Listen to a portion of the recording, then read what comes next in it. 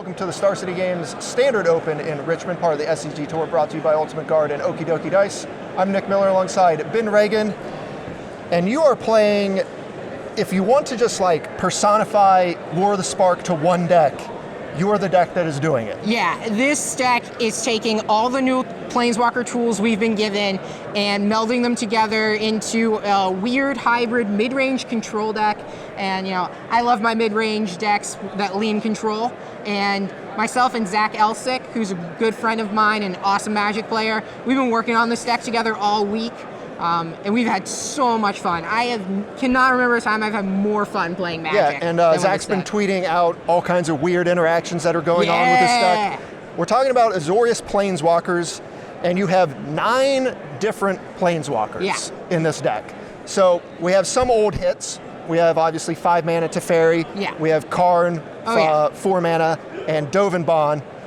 But we have a whole bunch of new ones from the new set. So to rattle them off, we have new Teferi, new Dovin, new Saheeli, new Ugin, Kasmina, I think that's the debut, and new Narset.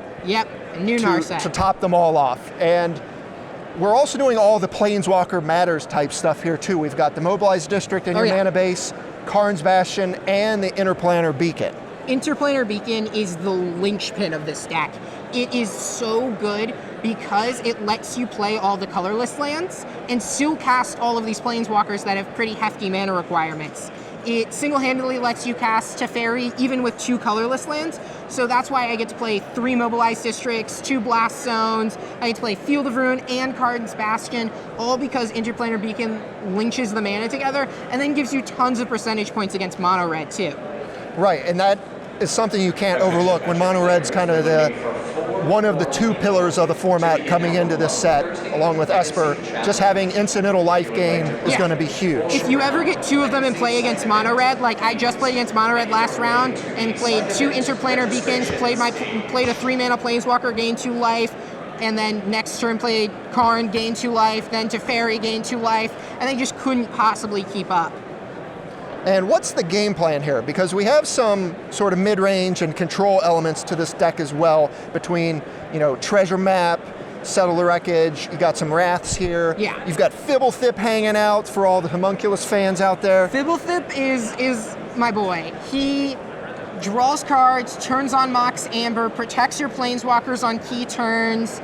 He's just exactly the linchpin the deck needs to be competitive. He's really holds the whole deck together. The kind of the game plan with the deck when you're starting out is you want to establish one of your Planeswalkers, and that can be done usually with Dovin Hand of Control or Teferi. So if they only have 1 threat, Teferi's insane. You bounce their creature, draw a card, untap, they replay their threat, and now you can play another Planeswalker that can protect it. Dovin bubbles creatures. So that gives you there. So you build up this board with all of your Planeswalkers. You play 4 Cleansing Novas because you just want a Wrath. And then you just draw tons and tons of cards. There's not a single deck in the format that can keep up with this deck on card advantage. No Esper control deck, no Search for Azcanta. This is the card advantage deck. It's a bold claim. Hey. So how do you win the game once you kind of get all this stuff going? Well, you lock your opponent out, basically. It turned into a Pseudo Prisons deck. You lock them out. In pure Zach Elsick fashion. Oh, in pure Zach Elsick. Yeah. You use Kamina and Dovin Hand of Control to tax their spells to stop them from being able to kill your Planeswalkers. Then you use either Ugin or Karn to generate bodies to go in for the kill. And it's so powerful there. Ugin gives you the perfect top end, deals with basically any permanent or any non-land permanent that you need, draws cards, makes your treasure maps cost less. It's the top end the deck wants. There's a lot going on with this deck. With all of the static abilities on these new Planeswalkers, I'm sure you're just going to have to catch all these little things and remind people of what's going on, and how do you even keep track? It's really hard.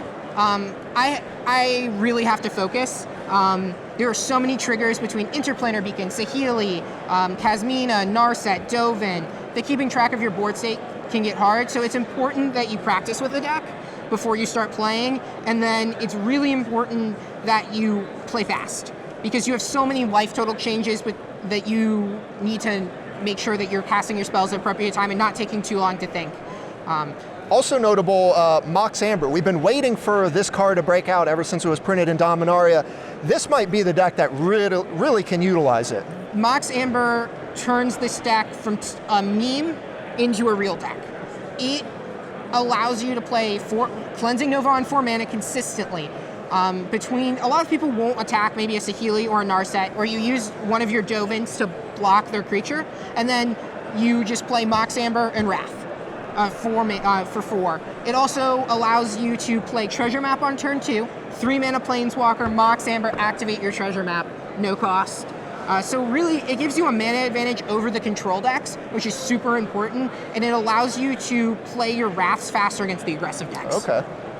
And coming into this weekend, a lot of the focus was on the Nexus decks, as kind of one of the big gains from the weekend or from the new set, and then the previous established decks. Yeah. Esper Control, Mono Red, stuff like that. How do you feel this deck's positioned with what's everyone's kind of paying attention to? I think this deck, I am only scared of my opponent playing a Grixis midrange deck with main deck Thieves and Nicol Bolas's and Thought Erasures. I think I have great matchups against everything else.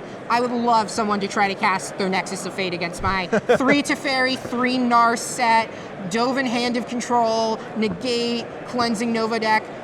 That is your best matchup. I would love to have someone try to cast a Nexus of Fate against me. Well, I'm sure you will at some point. You're 3-0 so far. I can't imagine you'll not play against Nexus. Real quick, we'll go over the sideboard here. We have 9 Planeswalkers in the main deck. 18 Planeswalkers. Well, 9 separate. Yeah. We got the 10th one hanging out in the sideboard. 3 copies of Teo the Shield Mage. Teo the Shield Mage. Yeah. Teo is your best card against white and red aggressive decks and against Sultai. He gives you hexproof, which protects you from duress-like effects. Against mono red, it protects you from burn. And he minuses to make an 0/3, which is the perfect size to block in this format against mono red and mono white. And it's fine to buy you enough time against Sultai. A lot of the times it's just chump blocker, but against mono red and mono white, it gives you stability with the 0/3s, and they have to use a burn spell on it. If you minus it, you get an 0/3 and they have to use a burn spell. So he gained 3 life and made a blocker for all of their ground creatures. That's a pretty good exchange. Yeah. You got a couple extra, an extra Kasmina and an extra Teferi hanging out here. Then we have your removal spells, all white cards here, Baffling Ends and Prison Realm. Yeah. What are these targeting? So against the aggressive decks, a lot of the times Teferi Time Raveler is very bad, and I have 3 in my main deck, so I want to get that card out of my deck. And I also don't want to lean too heavy on Wraths post-board, especially against like an Azorius aggro deck or a Sultai deck, where they're going to be able to punish me with Negate and Duress. So I want to have proactive ways to combat them post-board. And it's also really nice because they slow themselves down a little to board in these interaction spells. I can which means I can cut Wraths and board in spot removal and be just as effective. Okay. You got some more counter magic here, then a Spyglass and a Lyra. These are all pretty self-explanatory. Yeah. You've had your hands on the new format for about a week or so. Where do you feel the format is, and how do you like it? This format is insane.